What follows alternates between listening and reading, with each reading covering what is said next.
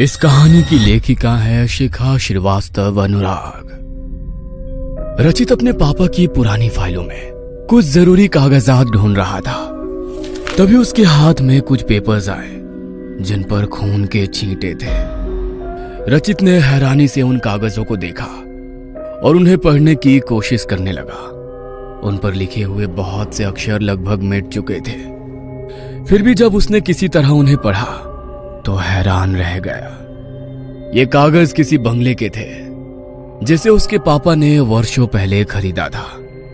रचित उन कागजों को लेकर अपनी मां वीणा जी के पास गया और उसने कहा, मां, देखो मुझे पापा की फाइल में क्या मिला है, बंगले के कागज। ये सुनते ही वीणा जी ने घबराकर उसके हाथ से उन कागजों को छीन लिया और बोली, तुझे किसने कहा था इन्हें हाथ लगाने के लिए? मैं आज इन्हें जला ही देती हूँ। ये क्या बोल रही हो तुम माँ?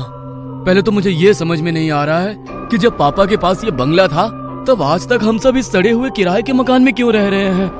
पापा ने आज तक कभी इस बंगले का जिक्र तक नहीं किया और तुम भी कागज जलाने की बात कर रही हो। रचित परेशान सा बोला। इन कागजों को देखते हुए वीणा जी की आंखों में आंसू आ गए थे। उन्हें पोंछकर किसी तरह स्वयं को संभालते हुए उन्होंने कहा, अब तू बड़ा हो गया है, इसीलिए आज मैं तुझे सारी बातें बताती हूँ। ये बात तब की है जब मेरी और तेरे पापा की नई नई शादी हुई थी। जहाँ पर ये बंगला है, हम उसी जंगल के पास वाले शहर में रहते थे। हमारा कारोबार भी काफी फैला हुआ था। एक दिन हम दोनों घूमते हुए जंगल की तरफ चल पड़े। वहां नदी के किनारे ये शानदार बंगला खड़ा था।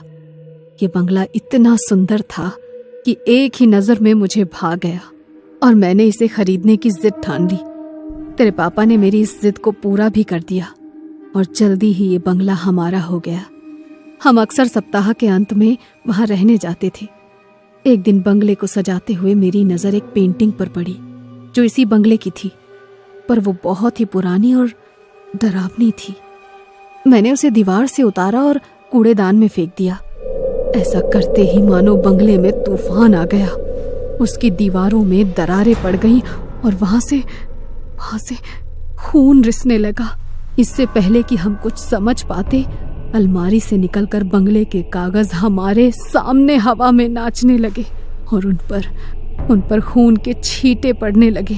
साथ ही वातावरण में एक भयानक आवाज गूंजी, अगर अपनी जान बचानी है तो अभी के अभी यहाँ से चले जाओ और वापस लौटकर कभी मत आना। हमने जैसे तैसे अपने आप को संभाला और वहां से बाहर निकल गए, लेकिन पता नहीं मुझे क्या सूझी कि मैं बंगले के कागजों को समेटकर अपने साथ ले आई। अब मुझे लगता है कि मैंने ये बहुत भारी भूल की थी। इस घटना का तुम्हारे पापा के दिमाग पर बहुत बुरा असर हुआ। धीरे धीरे हमारा व्यापार भी डूबता चला गया। हमारे अपनों ने हमारा साथ छोड़ दिया। तब हम सभी परिचितों और रिश्तेदारों से दूर इस शहर में रहने आ गए। तुम्हारे पापा नौकरी करने की हालत में नहीं रह गए थे, इसीलिए मैंने घर की जिम्मेदारी उठाई। बाकी तो तुम सब कुछ जानते ही हो कि तुम्हारी नौकरी लगने से पहले हमने किस तरह दिन गुजारे हैं। अपनी माँ से सारा वृतांत सुनकर रचित भी दुखी हो गया। उसने वीणा जी के हाथ से बंगले के कागजों को लेकर उन्हें वापस फाइल के हवाले किया और खामोशी से दफ्तर जाने के लिए तैयार होने लगा। आज दफ्तर में भी रचित के दिमाग में उस बंगले की ही बातें घूम रही थी और काम में उसका बिल्कुल भी मन नहीं लग पा रहा था। चूंकि थोड़ी ही देर में कंपनी के बॉस मिस्टर धर्मिक के साथ उसकी मीटिंग थी, इसलिए ना चाहते हुए भी मन मारकर उसे कॉन्फ्रेंस हॉल की तरफ जाना ही पड़ा। मीटिंग के दौरान मिस्टर धर्मिक ने नोटिस कर लिया कि रचित कुछ परेशान सा है। रचित उनके प्रिय कर्मचारियों में से एक था, इसलिए उन्होंने उससे उसकी परेशानी की वजह पूछी। सहसा रचित को याद आया कि मिस्टर धर्मिक अक्सर काली शक्तियों के विषय में पढ़ते रहते हैं और उनके विषय में वो खोजबीन भी करते रहते हैं, इसलिए उसने उन्हें सारी बात बता दी। रचित की बात खत्म होने के बाद मिस्टर धर्मिक ने कहा, तुम्हारी बातें सुनकर ऐसा लग रहा है कि इस बंगले का रहस्य उसी पेंटिंग में छुपा हुआ है जिसे तुम्हारी माँ ने कूड़ेदान में फेंक दिया था। आज शायद वो समय आ गया है कि मैंने अपने गुरुजी से जो सीखा है मैं उसका उपयोग करूं इसलिए हम कल ही उस बंगले में चलेंगे। लेकिन अगर हम दोनों को कुछ हो गया तो? नहीं नहीं, मुझे बहुत डर लग रहा है सर। रचित घबरा कर बोला।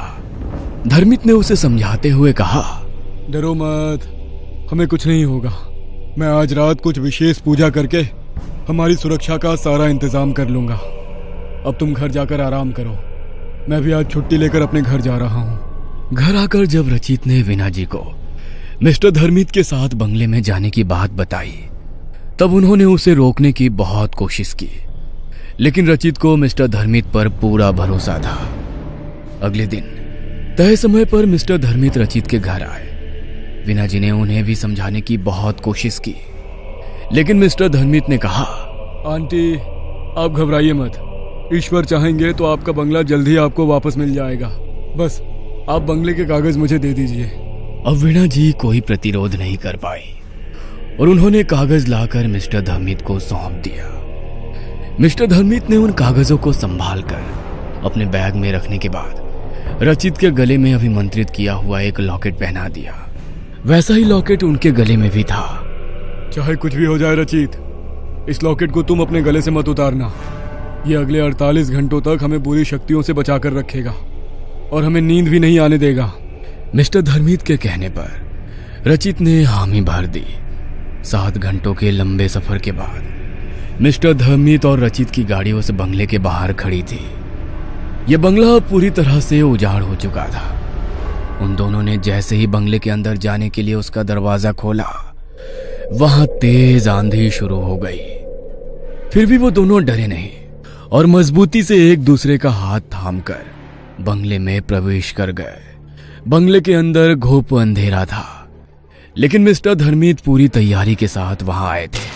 उन्होंने तुरंत अपने बैग से बड़ी बड़ी मोमबत्तियां निकालकर जला दी। इन मोमबत्तियों से एक खास किस्म की खुशबू आ रही थी। अभी वो दोनों आगे कुछ सोचते कि तभी बंगले में से किसी के हंसने की आवाज आने लगी। इस हंसी के थमते ही वहां एक दूसरी आवाज गूंजी। तुम दोनों को क्या लगता है इन मोमबत्तियों की मदद से तुम हमें यहाँ से निकाल दोगे? यह असंभव है, असंभव। इसलिए उन्हें बुझा दो और यहाँ से चले जाओ। यह सुनकर रचित और मिस्टर धर्मित थोड़ा सा घबरा गए। रचित कुछ कहना चाहता था, लेकिन मिस्टर धर्मित ने उसे चुप रहकर पेंटिंग ढूंढने का इशारा किया। वो दोनों अपने हाथ में मोमबत्ती लेकर अपने काम में जुट गए। लॉकेट और मोमबत्तियों के कारण बंगले में मौजूद काली शक्तियां इनके पास नहीं आ पा रही थी, लेकिन वो उन्हें डराने की भरपूर कोशिश कर रही थी। अंदर अंदर थोड़ा डरने के बावजूद वो दोनों बिना रुके अपने काम में लगे हुए थे। समय बीतता जा रहा था, लेकिन उनकी तलाश खत्म ही नहीं हो रही थी। 24 घंटे गुजर चुके थे। उनके लॉकेट की शक्ति खत्म होने में भी बस 24 घंटे ही शेष थे। ऐसा लगता है कि हम सफल नहीं होंगे, रचित ने धीरे से मिस्टर धर्मित से कहा और गुस्से में उसने अपने पैरों को जोर से फर्श पर पटका। ऐसा करते ही उसका पैर फर्श को तोड़ता हुआ थोड़ा अंदर चला गया। यह देखकर मिस्टर धर्मित फर्श के गड्ढे में रचित के फंसे हुए पैर को बाहर निकालने के लिए थोड़ा झुके तो उनकी नजर फर्श के अंदर दबी हुई पेंटिंग पर पड़ी। रचित और मिस्टर धर्मित ने मिलकर किसी तरह वहां से वो पेंटिंग निकाल तो ली, पर इसके बाद वो दोनों बहुत ज्यादा थक गए थे, इसलिए वो थोड़ी देर वहीं पर बैठ गए। मिस्टर धर्मित ने अब ध्यान से इस पेंटिंग को देखना शुरू किया तो उन्होंने पाया कि इस पेंटिंग में एक खास तांत्रिक कोड में इस बंगले का राज लिखा हुआ था। उन्होंने अपनी आंखें बंद करके अपने गुरु को प्रणाम किया, जिनसे उन्होंने तंत्र विद्या सीखी थी। इसके बाद उन्होंने इस कोड को तोड़ना शुरू किया। धीरे धीरे बंगले के सारे राज उनके सामने स्पष्ट हो गए। किसी जमाने में इस बंगले की जगह कुछ तांत्रिकों का आश्रम था। वो अपनी काली सिद्धियों के जरिए सारे संसार को अपना गुलाम बनाकर उन पर अपनी हुकूमत चलाना चाहते थे। जब इस गांव के मुखिया को इस विषय में पता चला, तब उसने अपने गुरु से सलाह मशवरा करके उन तांत्रिकों को उनके आश्रम के साथ ही जला दिया। इसके बाद उनके गुरु ने वहां मौजूद राख से यह तस्वीर बनाकर इसमें उनकी कहानी छुपा दी और उसके फ्रेम को मंत्र से बांधकर उन तांत्रिकों की बुरी शक्तियों को उन्होंने इसमें कैद कर दिया। साथ ही उन्होंने मुखिया जी को आदेश देकर आश्रम की जगह ठीक इसी तस्वीर की तरह दिखने वाला बंगला यहां बनवा दिया। आश्चर्य से मुंह खोले सारी कहानी सुन रहे रचित से मिस्टर धर्मित ने आगे कहा, तुम्हारी माँ के द्वारा पेंटिंग उतारकर फेंकने से इसका फ्रेम टूट गया और इसमें कैद काली शक्तियां बाहर आ गई, तो अब क्या करें? रचित ने संशय से पूछा। मिस्टर धर्मित ने ध्यान से पेंटिंग के फ्रेम को देखते हुए कहा, हमें ये फ्रेम दोबारा बनाना होगा, लेकिन इसके लिए उसी पेड़ की लकड़ी चाहिए जिससे ये पहले बना था। ये पेड़ इसी जंगल में है, लेकिन कहाँ ये मुझे नहीं पता। तुम जल्दी जाओ और उसे जाकर ढूंढने की कोशिश करो, तब तक मैं पूजा की तैयारी करता हूँ। और सुनो, संभल कर जाना, वो काली शक्तियां तुम्हें डराने की कोशिश करेगी, लेकिन अभी हमारे लॉकेट में 18 घंटे की शक्ति बची हुई है, इसलिए घबराना मत। मिस्टर धर्मित की बात सुनकर रचित जब पेड़ ढूंढने के लिए निकला, तब बुरी शक्तियां भी उसे रोकने के लिए उसके पीछे चल पड़ी। कभी वो रचित के आगे गहरे गड्ढे का भ्रम पैदा करती, तो कभी उस पर हड्डियों और खून की बारिश करती, और कभी डरावनी आवाज में उसे यहां से वापस जाने के लिए धमकाती। लेकिन रचित मिस्टर धर्मित की बातों को याद करते हुए चुपचाप आगे बढ़ता रहा। उसने लगभग पूरा जंगल छान लिया, लेकिन उसे वो पेड़ नहीं मिल पा रहा था। 6 घंटे गुजर चुके थे और अब रचित पर निराशा हावी होने लगी थी। उसने मन ही मन अपने ईश्वर को याद किया और उनसे मदद की गुहार लगाते हुए फिर से आगे बढ़ने लगा। अचानक ही उसकी नजर एक छोटे से मंदिर की तरफ गई जो पेड़ों की झुरमुट में छिपा हुआ था। मदद की आशा से रचित उस तरफ बढ़ गया। जैसे ही उसने मंदिर में कदम रखा, एक आवाज आई, आओ, मैं कब से तुम्हारी ही राह देख रहा था। रचित हैरानी से आवाज की दिशा में बढ़ा तो उसने देखा वहां एक बेहद वृद्ध साधु समाधि में लीन थे। रचित ने जब उन्हें प्रणाम किया, तब साधु बाबा ने अपनी आंखें खोली और उसे आशीर्वाद देते हुए बोले, हम कब से इसी दिन की प्रतीक्षा कर रहे थे जब तुम यहां आओगे। आओ, मेरे साथ चलो। रचित मंत्र मुग्ध सा उनके साथ चल दिया। उन्होंने रचित को एक पेड़ की तरफ इशारा किया और अपने थैले में से निकालकर एक कुल्हाड़ी भी उन्होंने उसे दे दी। रचित ने जैसे ही पेड़ से लकड़ी काटी, वो पेड़ वहां से ऐसे गायब हो गया जैसे कभी उसका अस्तित्व ही नहीं था। साधु बाबा ने अब रचित को एक मंत्र देते हुए कहा, इस मंत्र का जाप करो, यह तुम्हें तुरंत ही बंगले में पहुंचा देगा। जाओ, जल्दी जाओ, समय बहुत कम है। रचित ने एक बार फिर उन्हें प्रणाम किया और आंखें बंद करके वो तेजी से उनके दिए हुए मंत्र का जाप करने लगा, जिसकी सहायता से वो पलक झपकते ही बंगले में पहुंच गया। मिस्टर धर्मित ने अब रचित के हाथ से लकड़ी लेकर फ्रेम बनाना शुरू किया। जैसे जैसे फ्रेम बनता जा रहा था, बंगले में मौजूद बुरी शक्तियों के चीखने चिल्लाने की आवाजें भी बढ़ती जा रही थी। वो बंगले में मौजूद सामानों को रचित और मिस्टर धर्मित के ऊपर फेंककर अभी भी किसी तरह उन्हें रोकने की कोशिश कर रही थी, लेकिन मिस्टर धर्मित बिना रुके अपने काम में लगे हुए थे। लॉकेट की शक्ति खत्म होने में अब बस आधा घंटा शेष रह गया था। आखिरकार फ्रेम बन गया और मिस्टर धर्मित ने पेंटिंग को उसके पुराने टूटे हुए फ्रेम से निकालकर नए फ्रेम में डाला और फिर उसे अपने बनाए हुए पूजा स्थल पर रखकर उन्होंने वेदी में अग्नि प्रज्वलित कर दी और एक मंत्र पढ़ने लगे। जैसे जैसे मंत्र के साथ अग्नि में आहुति पड़ती गई, एक एक करके काले धुएं के रूप में सारी बुरी शक्तियां पेंटिंग में वापस कैद हो गई। अगले कुछ ही पलों में वहां शांति छा गई। यह देखकर रचित प्रसन्न हो गया और उसने खुशी से आवेग में मिस्टर धर्मित को गले लगा लिया। तभी उसे स्वयं से अलग करते हुए मिस्टर धर्मित ने कहा, अभी एक विशेष काम बाकी है, इसलिए अपनी खुशी बचा कर रखो। अब क्या बचा है सर? तुम्हारी बलि।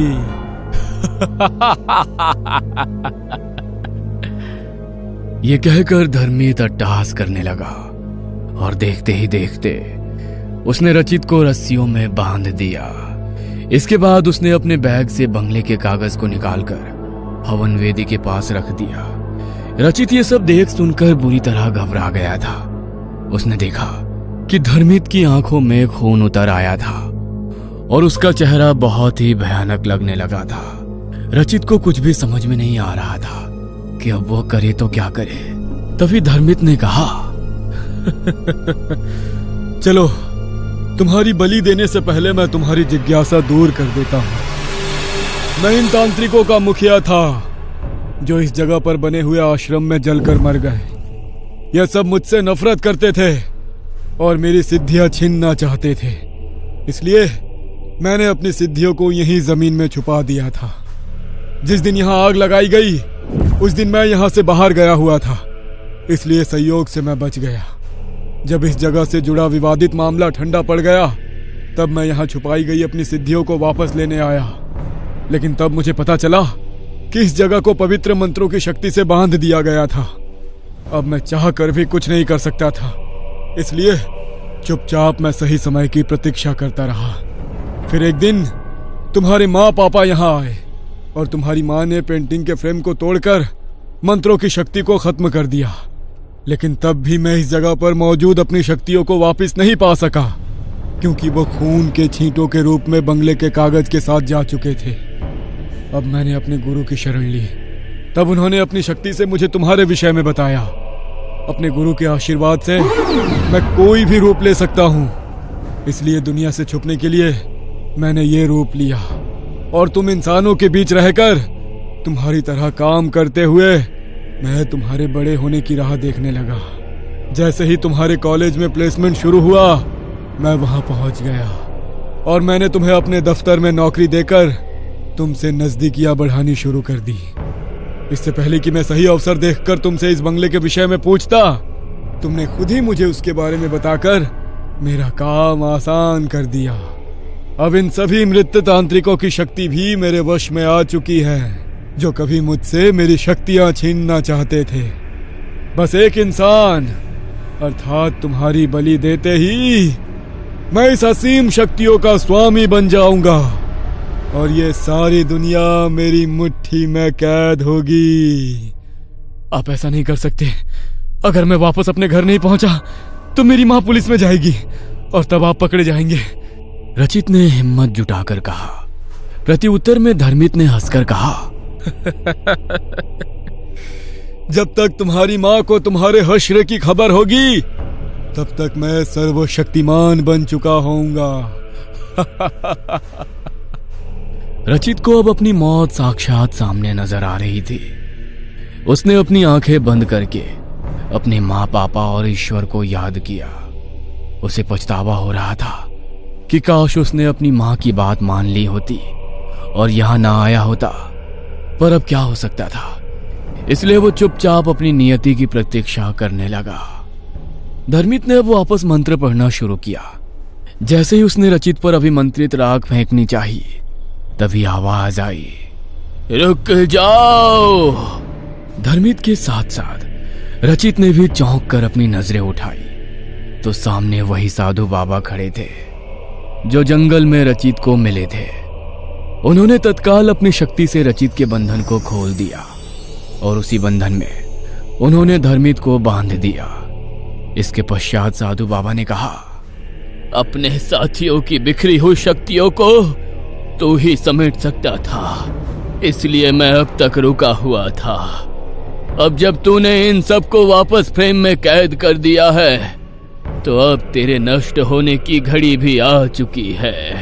आप ऐसा नहीं कर सकते, मेरे गुरु मुझे बचा लेंगे। ये कहकर धर्मित अपने गुरु को पुकारने लगा। साधु बाबा मुस्कुराए और बोले, वो पाखंडी जो कभी मेरा शिष्य और तेरा गुरु हुआ करता था अब कभी तेरे पास नहीं आएगा। देख मैंने उसका क्या हश्र किया है। साधु बाबा के हाथ घुमाते ही रचित और धर्मित के सामने किसी चलचित्र की तरह धर्मित के गुरु के जलकर मरने का दृश्य घूमने लगा। नहीं, ऐसा नहीं हो सकता, यह असंभव है। धर्मित गुस्से से चीखा। साधु बाबा ने कहा, कुछ भी असंभव नहीं है। जो इस संसार में आया है उसे एक ना एक दिन यहां से जाना ही पड़ता है। बस सबका अपना समय तय होता है। तेरे कपटी गुरु को मारने के लिए मुझे जिस शक्ति की जरूरत थी वो आज ही मेरी सिद्धि पूरी होने पर मुझे मिल गई और मैंने तत्काल इस बुराई को नष्ट कर दिया। बस अब हमेशा के लिए नष्ट होने की बारी तेरी है। उनकी बात सुनकर रचित की हिम्मत बंधी और वो फुर्ती से उठकर साधु बाबा के पास चला गया। इससे पहले कि धर्मित कुछ कर पाता, साधु बाबा ने उसकी मुट्ठी में मौजूद राख अपनी मुट्ठी में खींच ली और उसे धर्मित के ही ऊपर फेंक दिया। राख के पड़ते ही वहां से धर्मित और बंगले की पेंटिंग धुआं बनकर हवा में विलीन हो गई। बुरी शक्तियों के मिटते ही बंगला सूरज के पवित्र प्रकाश से जगमगा उठा।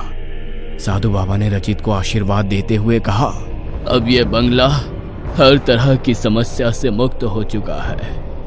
तुम अपने माता पिता को यहाँ ले आओ और अपने पिता के साथ मिलकर फिर से उनका व्यवसाय शुरू करो। धर्मित का लिखा हुआ आत्महत्या पत्र कल उसके दफ्तर में पहुंच जाएगा। तुम जब तक वहां पहुंचोगे वहां मौजूद सभी लोग भूल चुके होंगे कि तुम कभी धर्मित के साथ कहीं गए थे। रचित साधु बाबा को प्रणाम करने के लिए उनके पैरों पर झुका। उसके झुकते ही साधु बाबा वहां से अंतर्ध्यान हो गए। रचित ने अपना बैग उठाया और बंगले में ताला लगाकर गाड़ी की तरफ चल दिया। यहां से वापस जाते हुए वो खुश भी था और दुखी भी था। उसे खुशी थी कि उसके पापा की मेहनत की कमाई से खरीदा हुआ यह बंगला अब भूतिया नहीं रहा था, लेकिन साथ ही उसे दुख भी था कि उसने बिना सोचे समझे धर्मित जैसे धोखेबाज पर भरोसा करके अपने साथ साथ अपने परिवार को भी मुश्किल में डाल दिया था। वापस अपने शहर पहुंचकर जब रचित ने अपने माँ पापा को धर्मित की सच्चाई बताई तब वो दोनों भी हैरान रह गए। मीणा जी ने तुरंत भगवान के आगे माथा टेका कि उन्होंने रचित को इतनी बड़ी मुसीबत से बचा लिया था। कुछ दिनों के पश्चात रचित अपने माँ पापा को लेकर पुनः उस बंगले में आया और साथ ही उसने अपने पापा का व्यवसाय भी एक बार फिर से शुरू किया। उसके पापा की मानसिक हालत भी अब सुधरने लगी थी। साधु बाबा के आशीर्वाद से एक बार फिर बुराई पर अच्छाई की जीत का प्रतीक बनकर यह बंगला अपनी रौनक से जगमगाने लगा था। ये कहानी आपको अच्छी लगी हो तो हमें सब्सक्राइब करें, हमारा इंस्टाग्राम और फेसबुक पेज जरूर फॉलो करें। और हाँ दोस्तों, सब्सक्राइब करना भूलना मत।